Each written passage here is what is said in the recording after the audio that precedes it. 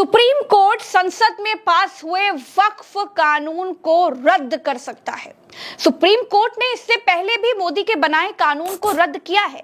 कितने समय में, किन हालातों में और कैसे सुप्रीम कोर्ट वक्फ कानून को रद्द कर सकता है, आज इसी को समझेंगे। तो चलिए वीडियो को शुरू करते हैं।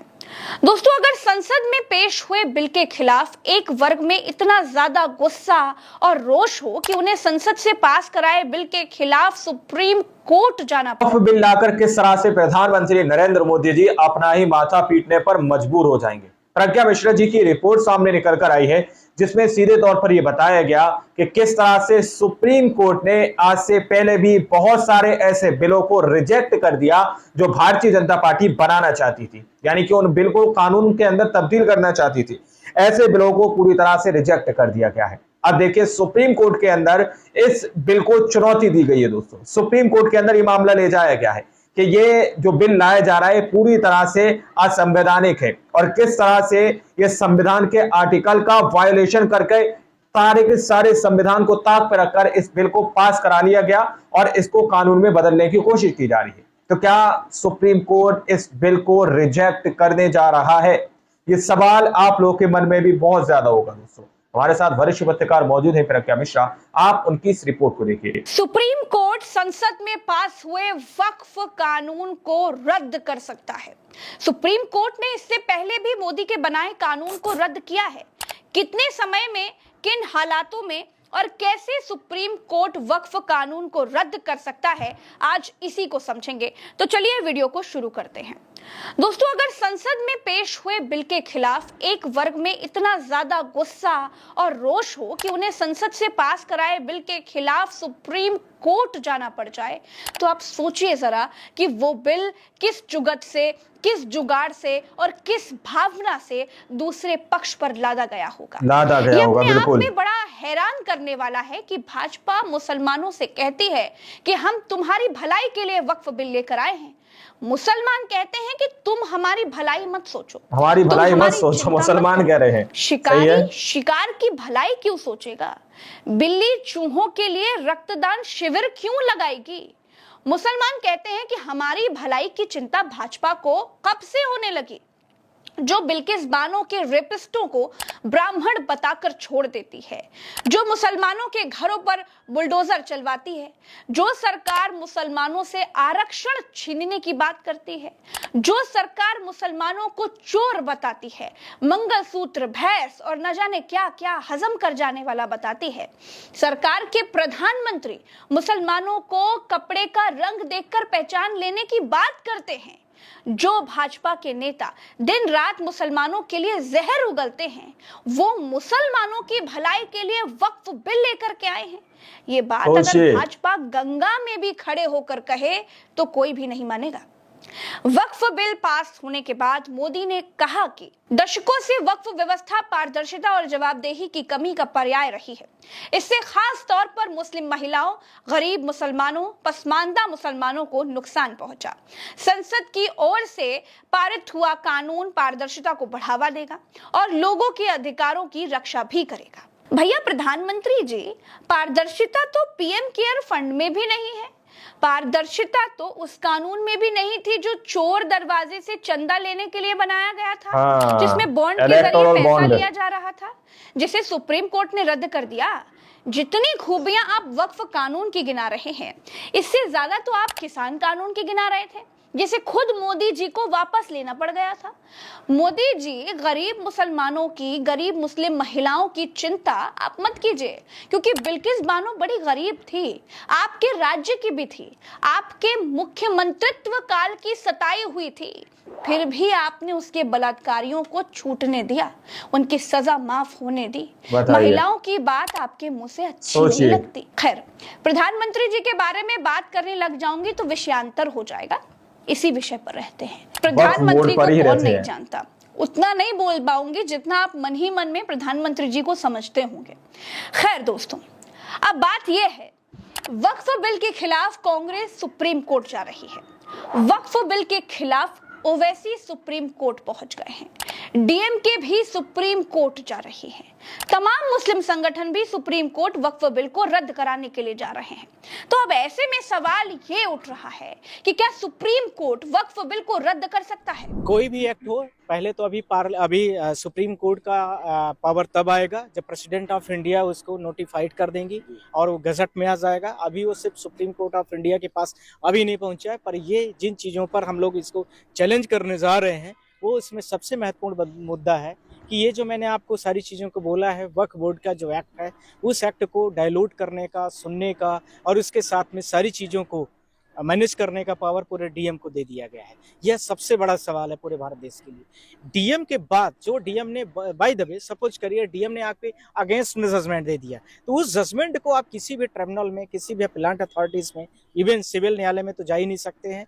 जो इसके साथ में जो रेवेन्यू कोर्ट होते हैं, जैसे डीएम का अपील जो होती है कमिश्नर के पास होती है, और उसके साथ में यार रेवेन्यू मान लीजिए मैं मध्य प्रदेश से हूँ तो हमारे यहाँ रेवेन्यू कमिश्नर होता है, उसके बाद रेवेन्यू में भी जाती है रेवेन्यू बोर्ड जो ग्वालियर में सिचुएटेड है। ऐसे ही हर स्टेटों में होते हैं। उसके बाद वो हाई कोर्ट जाता है। तो जब ये सारे अपीलान ट्रिब्यूनल्स जो कहीं जाएगा ही नहीं, तो कोई भी यदि कुछ भी गड़बड़ी हो गई, कोई भी जजमेंट होता है, रिव्यू का प्रोविजन होता है, इसके साथ में उसमें क्यूरेटिव का भी होता है। ये जब सारी चीजें नहीं है तो इसमें यदि बाय द वे डीएम उसमें कुछ गड़बड़ कर भी दिया तो वो सारी चीजों को कैसे वो मैनेज करेंगे और उसको कैसे सुधार करेंगे? तो इसका सीधा सा जवाब ये है कि हाँ, वक्फ बिल को सुप्रीम कोर्ट रद्द कर सकता है, लेकिन कैसे कर सकता है? आगे के वीडियो में इसे ही समझाएंगे, क्योंकि मोदी का ही चोरी से चंदा लेने वाला जो इलेक्टोरल बॉन्ड था, वो जो कानून था, उस कानून को सुप्रीम कोर्ट ने रद्द कर दिया।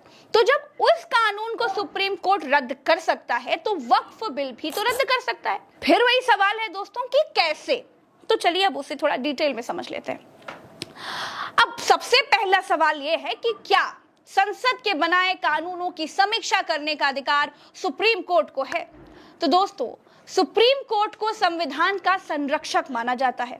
ऐसे में वो संसद के बनाए हुए कानूनों की समीक्षा करता है कि संसद के बनाए कानून संविधान के अनुरूप हैं या फिर नहीं। या नहीं। अगर सुप्रीम कोर्ट को लगता है कि कोई कानून संविधान के खिलाफ है तो वो उसे रद्द कर सकता है। हालांकि संसद को संविधान में संशोधन करने की शक्ति प्राप्त है, लेकिन वो संविधान के मूल ढांचे को नहीं बदल सकती।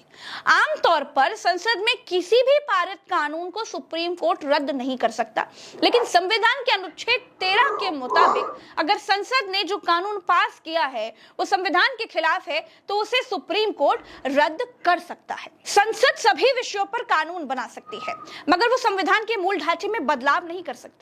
भारतीय संविधान का अनुच्छेद 368(1) संसद को संविधान में निर्धारित प्रक्रिया के अनुसार किसी भी प्रावधान को जोड़कर, बदलकर या हटाकर संविधान में संशोधन करने की शक्ति देता है। 1973 के ऐतिहासिक केशवानंद भारती मामले में संविधान के बुनियादी ढांचे के सिद्धांत पर व्यापक रूप से चर्चा हुई।